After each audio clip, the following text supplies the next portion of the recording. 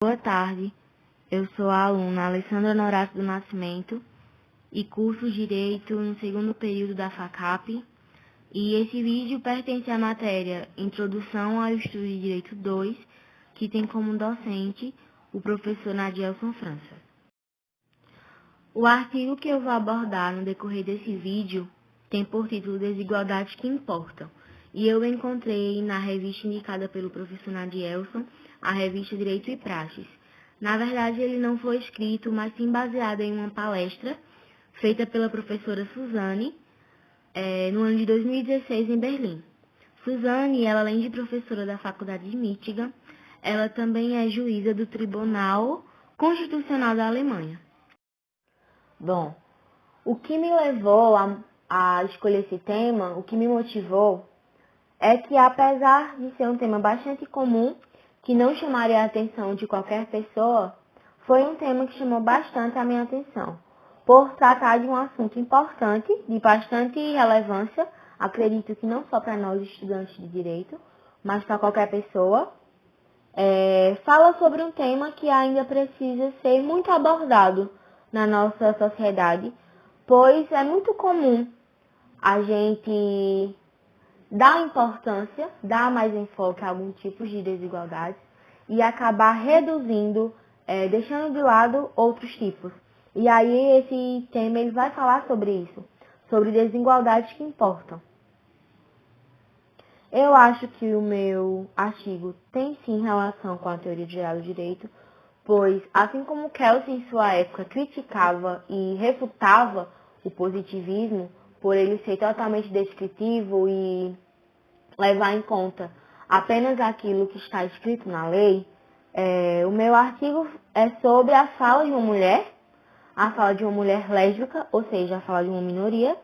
E o papel da minoria atualmente na nossa sociedade é isso, é refutar, criticar e ir atrás dos seus direitos, que às vezes estão sim na lei, mas que não funcionam na prática, ou direitos que não abrangem a igualdade, não existem ainda, não tem uma lei, não está ainda na Constituição, uma legislação.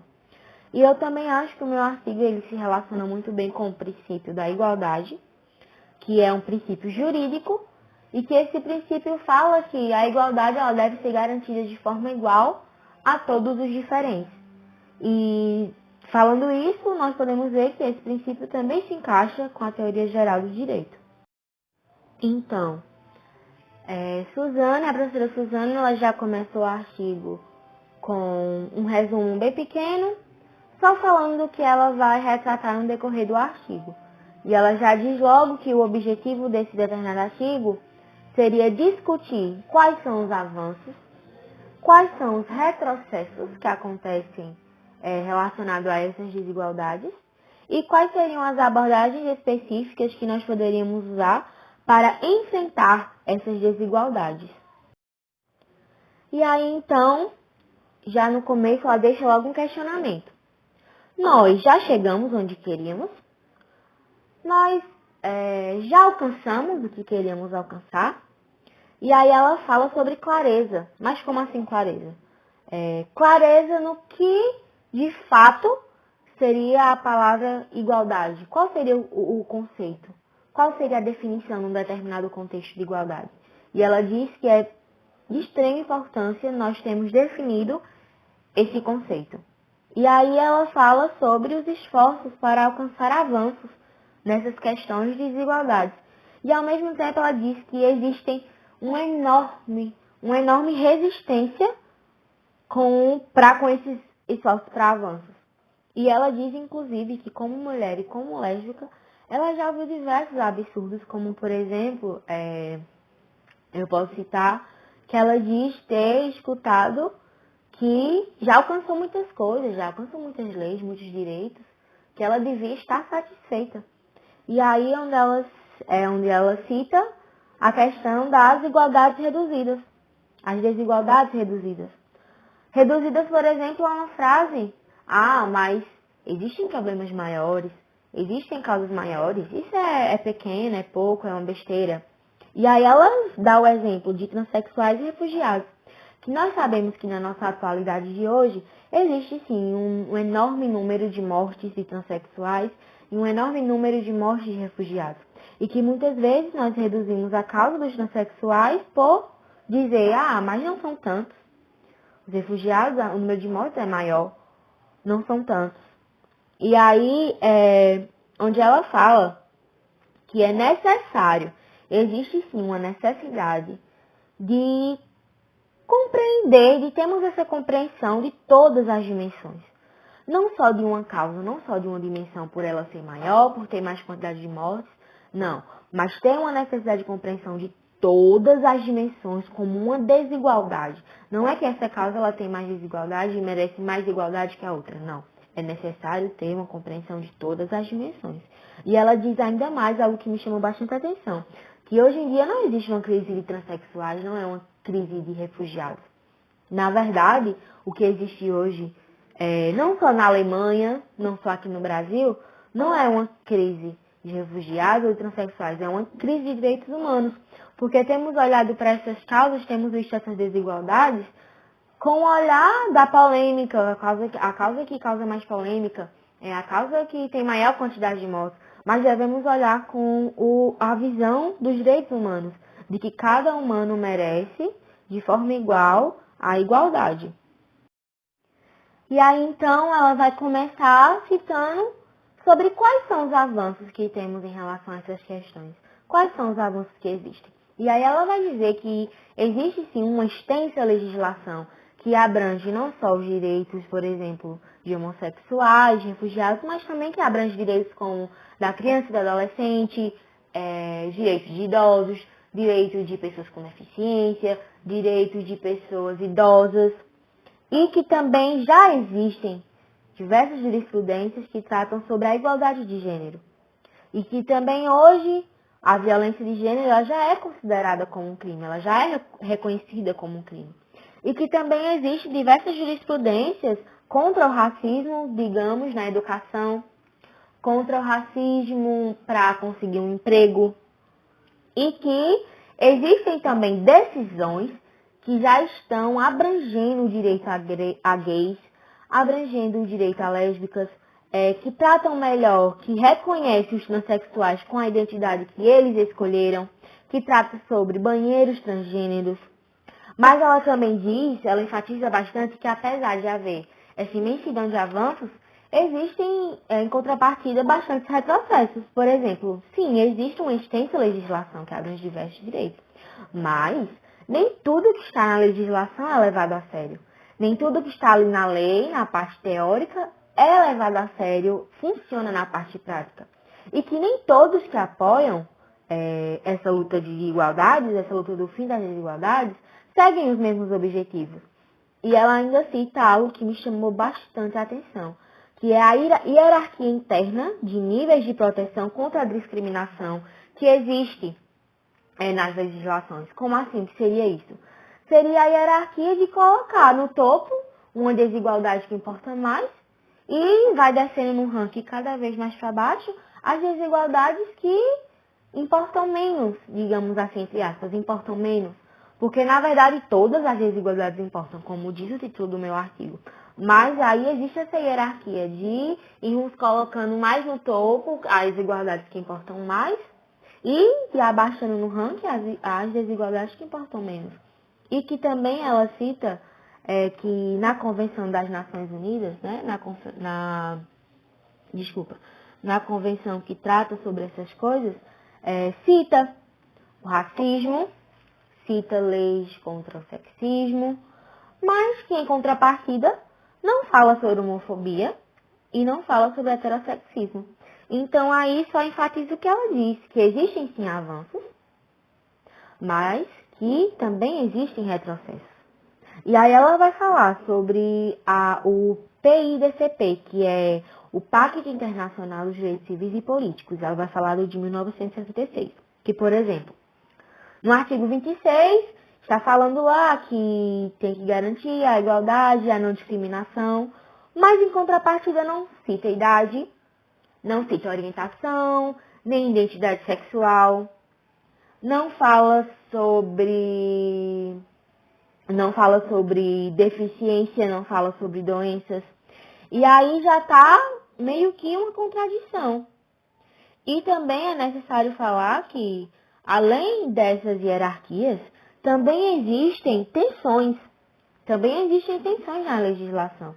E existe uma enorme tensão que ela é construída em cima da diferença entre igualdade e liberdade. É uma tensão construída em cima de igualdade e direitos de minorias. E aí, quando ela vai falar de contradições, nós vamos citar novamente o Pacto Internacional de Direitos Civis e Políticos, lembrando que é o de 1966. Ela vai dizer que, como eu citei antes, no artigo 26, está lá garantindo a igualdade e a não discriminação.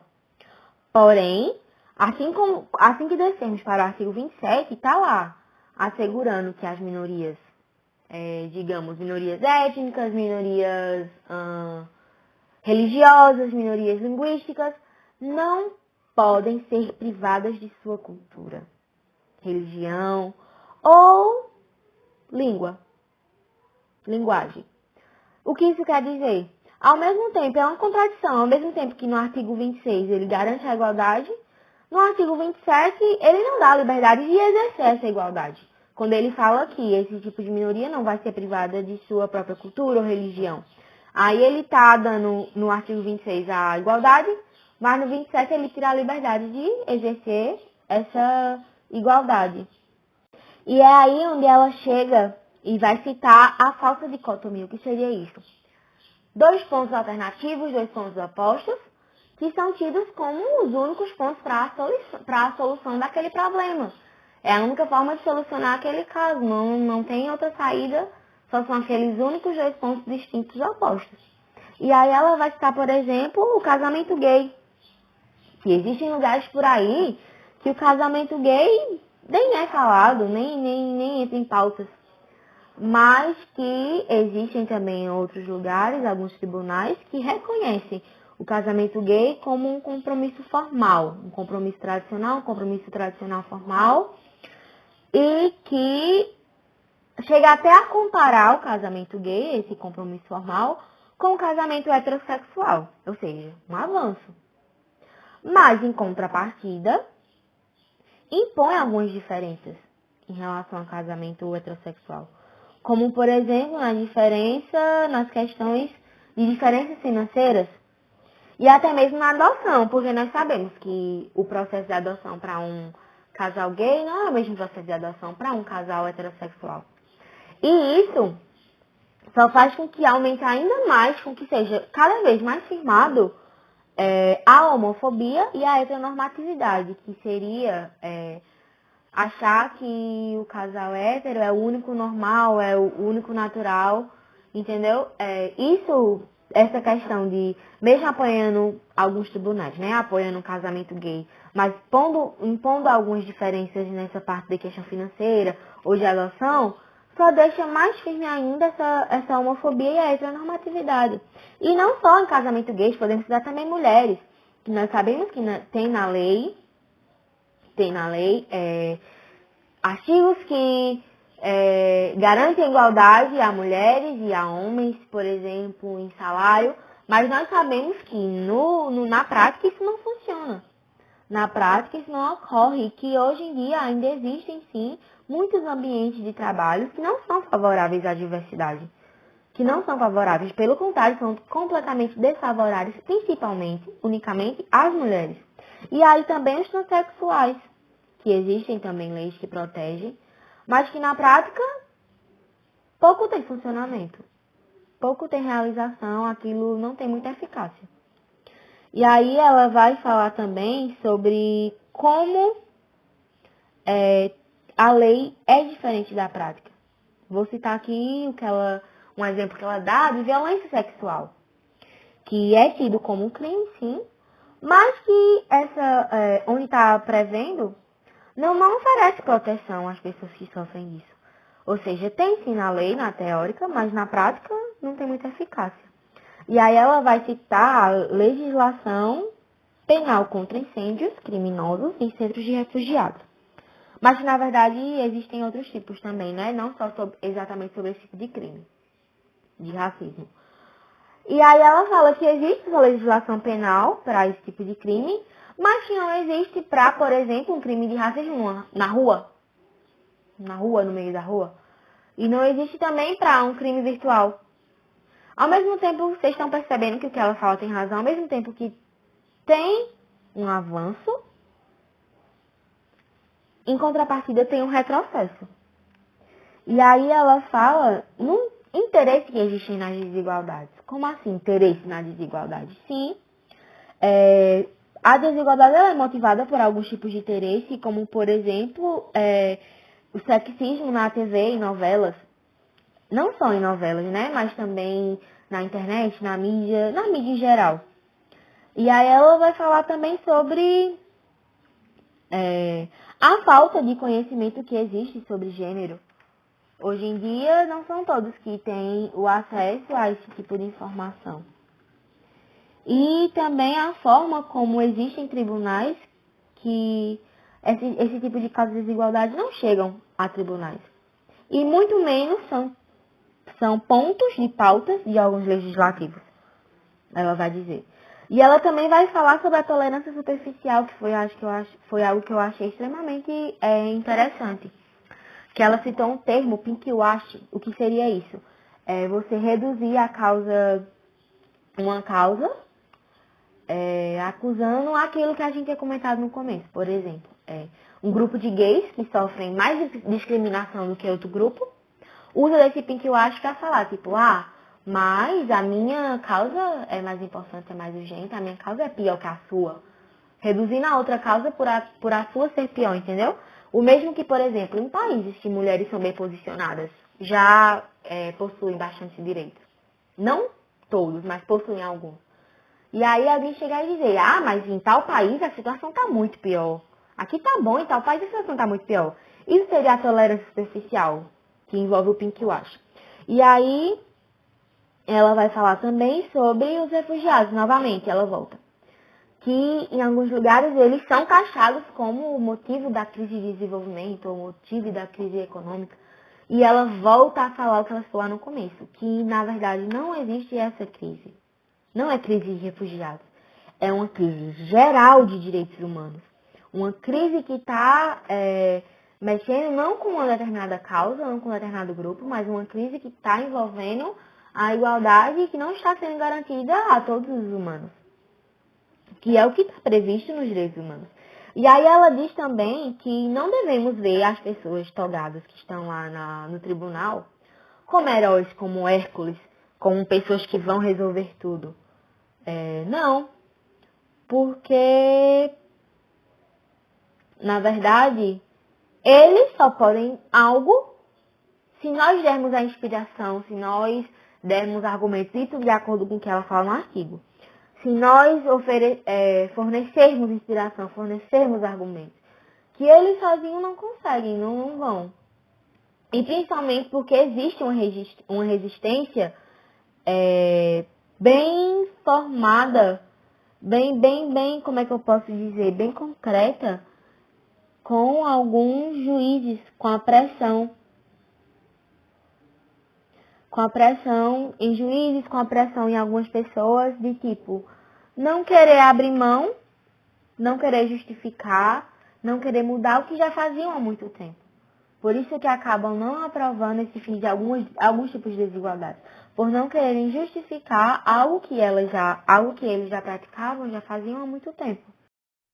E aí ela vai citar também 3 aspectos do direito à igualdade. Quais seriam esses 3 aspectos? Ela vai falar que seriam a igualdade no contexto dos direitos fundamentais, como assim? O que ela tinha dito no começo, conceituarmos concretamente o que seria a igualdade, que é necessário termos bem definido esse tipo de conceito. Também a definição de dano, o que seria dano relacionado a essas desigualdades. Qual seria esse dano? Como seria caracterizado? E a pluralidade das fontes nas quais devemos nos apoiar. Fontes de conhecimentos que vão nos ajudar, como eu disse lá no começo, que vão nos ajudar a saber enfrentar melhor esse tipo de desigualdade. E aí ela vai falar sobre o triângulo dos direitos fundamentais. Como assim o triângulo? Ela diz que a igualdade não está sozinha, mas que ela vem acompanhada de outros dois conceitozinhos que também são garantidos no direito constitucional e nos direitos humanos. Quais seriam esses outros dois? A igualdade ela vem acompanhada da dignidade e da liberdade. E que esses três conceitozinhos estariam em cada vértice do triângulo. Seria formado esse triângulo em cada vértice a igualdade, no outra vértice a liberdade, na outra vértice a dignidade. E que ela diz que não aconselhava, não era uma sugestão, pegar um caso e levar em consideração solucionar apenas com a visão da igualdade. Não, que deveria ser solucionado através da visão da igualdade, da liberdade e da dignidade. E ela diz, inclusive, que cada uma tem sim sua especificidade, cada uma trata de algo, mas que elas juntas, elas em conjunto, trabalhando em conjunto, vão sim trazer para nós uma autorrealização melhor. Vão trazer uma solução melhor, uma saída melhor trabalhando em conjunto. E aí ela vai falar sobre cada uma. E aí a igualdade seria o quê? Rapidamente falando, seria a liberdade. Liberdade nas mesmas condições de todo mundo. A dignidade seria você ter o direito de você ser como você é. Longe, sem expectativas de costumes, sem expectativas de religião ou de alguma cultura. A liberdade, a dignidade de você ser aquilo que se é. E a liberdade seria uma autoproteção de um paternalismo igualitário. Eu gostei muito desse conceito. A liberdade seria uma autoproteção de um paternalismo igualitário. E aí ela enfatiza que, por mais que cada uma tenha sua especificidade, é muito importante que elas trabalhem, atuem juntas. E aí ela vai falar agora sobre um exemplo, né? Ela pega esse triângulozinho dos direitos fundamentais e nos ajuda a entender melhor com um exemplo do caso do Tribunal Alemão, que ocorreu em 2012, que foi quando alguns imigrantes eles foram reivindicar prestações sociais mais altas, visto que as que estavam vigentes, as que existiam, não estavam sendo suficientes para a existência deles, né? Estavam sendo insuficientes para a subsistência. E aí o tribunal meio que ficou sem saber como fazer, porque eles não é trabalho dele mexer com essas questões financeiras. Mas aí ele vai e diz, né, que existe sim uma tradição, sempre existiu, de sempre dar menos ou quase sempre nada a estrangeiros. E aí ficou aquele negócio de como seria resolvido isso no âmbito do direito. E aí é onde entra o nosso caso que citamos antes, né, do triângulo dos direitos fundamentais. E aí o tribunal disse que não era um caso, uma reivindicação sobre questões financeiras, digamos. Mas, na verdade, era sobre necessidades básicas. Ou seja, que envolviam, né, igualdade, liberdade e dignidade. E que também ele falou que, entre aspas, pessoas em necessidade da Alemanha, que viviam na Alemanha, tinham sim que ter assegurada uma vida que pudesse ser considerada digna. Digna não só fisicamente, mas também socialmente e culturalmente. Ou seja, está envolvendo aí a dignidade, a igualdade. E também a liberdade, o nosso triângulozinho dos direitos fundamentais. E que eu achei bastante interessante a decisão desse tribunal. Que ele não podia discriminar e dar diferentes métodos para grupos diferentes. Não podia fazer essa discriminação. E muito menos dar menos a um grupo por conta de políticas migratórias. Por conta de uma etnia, de uma nacionalidade, dar menos a uma pessoa porque ela tem uma nacionalidade diferente. E que estavam vivendo numa democracia, não numa juristocracia. Então aí está um exemplo bem claro de como funciona melhor. Um caso sendo visto desse triângulozinho dos direitos fundamentais. E aí ela vai falar também sobre os danos das desigualdades. Ela diz que a desigualdade seria um dano. Então, já definimos aí, o dano seria a desigualdade. E a igualdade, em contrapartida, seria o fim do dano, o fim dos danos. E a partir do momento que nós conceituamos esse dano, nós estamos reagindo. Conceituar esse dano nos daria, digamos assim, nos daria uma oportunidade melhor de reagir às desigualdades. E esses danos das desigualdades seriam um sistema de privilégios e opressões. O que seria exatamente esse dano? Que reduz as pessoas a características.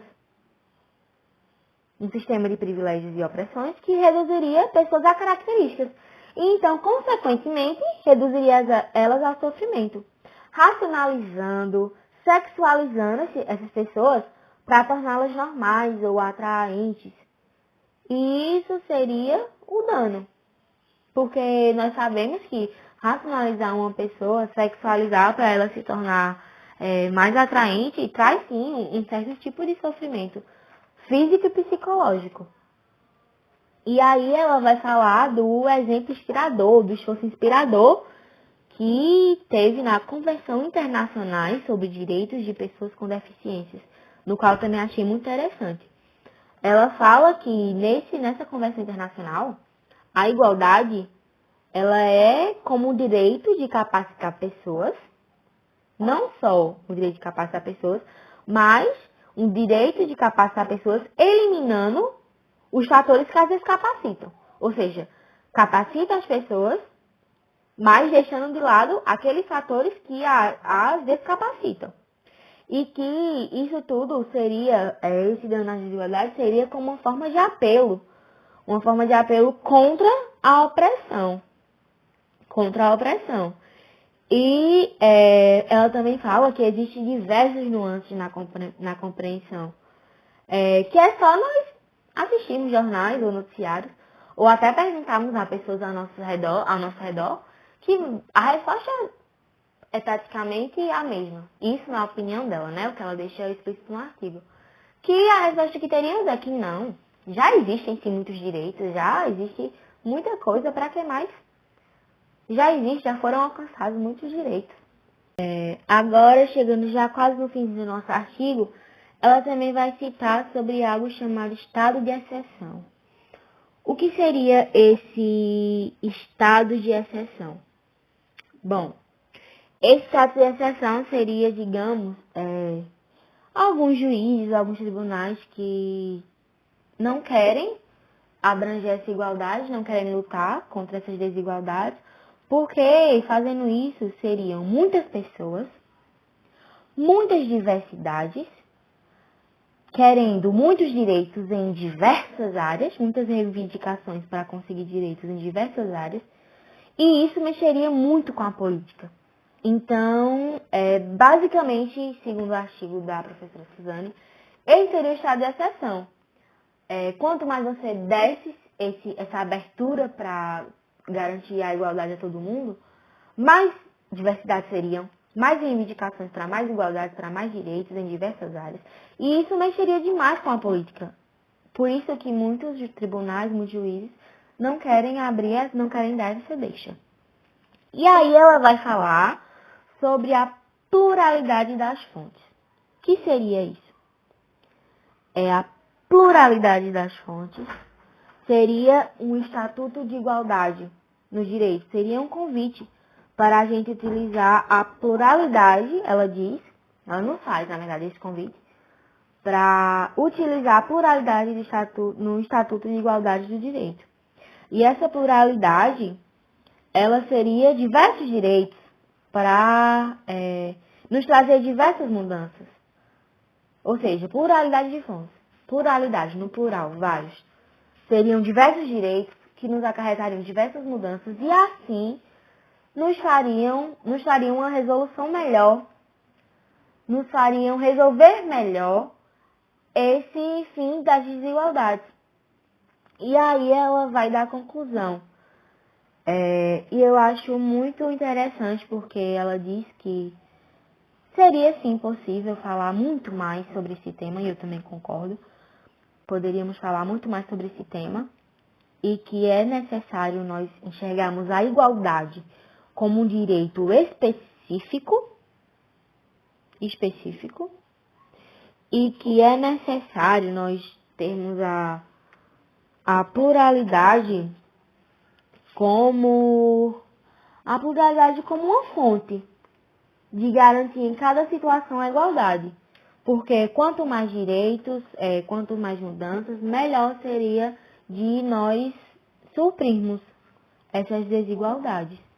E ela diz que é necessário, sim, continuarmos resistindo às resistências. É necessário resistir às resistências para que possa continuar tendo avanços em diversas áreas, em diversas questões e diversas causas. E também é necessário continuarmos debatendo. E eu acho que, aqui eu já começo a minha análise crítica, eu acho que sim, como estudantes de direitos, principalmente, devemos sim continuar debatendo e resistindo às resistências para lutar por essas igualdades, porque nós entramos na faculdade, né, pensando em inovar, mas nós sabemos que não funciona bem assim no mundo de fadas que nós vamos entrar e conseguir inovar, mudar tudo. Não, mas começa lá de baixo. Então eu acho necessário a gente continuar resistindo e debatendo. E eu acho que esse tema foi bastante interessante. Abordou temas muito comuns, mas temas que são de bastante importância. E que é um artigo que nos faz enxergar tudo, nos faz enxergar tudo ao nosso redor de uma outra forma. Foi um artigo que me deu bastante conhecimento e me deu bastante curiosidade sobre alguns assuntos que foram citados. Eu pesquisei muito e gostei muito da extensão de coisas que eu achei sobre esse tema. Eu discordo em uma partezinha onde ela diz que desigualdades não são levadas a órgãos legislativos e não chegam a tribunais. Eu acho que por mais que seja pouco, uma minoria, poucas pessoas que estão lutando por isso para tornar em enfoque, existem sim pessoas que ainda levam esses pontos a pautas em órgãos legislativos e assim alguns casos que chegam a tribunais. E também quando ela fala que não há resposta, ela cita em uma parte do artigo dizendo que não há resposta a alguns tipos de discriminação. E eu acho que, igual eu falei anteriormente, por mais que seja mínima, às vezes, pouco eficaz, ainda existem sim algumas respostas. Ainda existem sim tribunais que lutam contra essas desigualdades, juízes que lutam contra essas desigualdades, pessoas que lutam e que conseguem, às vezes, embora com bastante resistência, bastante retaliação, conseguem uma solução bastante eficaz. E sobre o caso que ela citou, né, o caso do tribunal alemão sobre os refugiados querendo reivindicações, eu achei bastante interessante. E gostei muito da decisão final que o tribunal adotou em não levar em conta somente questões como nacionalidade, cidadania, né? Porque se eles fizessem isso e negassem o pedido por eles serem estrangeiros, eles estariam reduzindo a causa, indo contra o que está dizendo, né, no artigo 26 do Pacto Internacional de Direitos Civis e Políticos de 1966, onde deve ser garantida a igualdade e a não discriminação.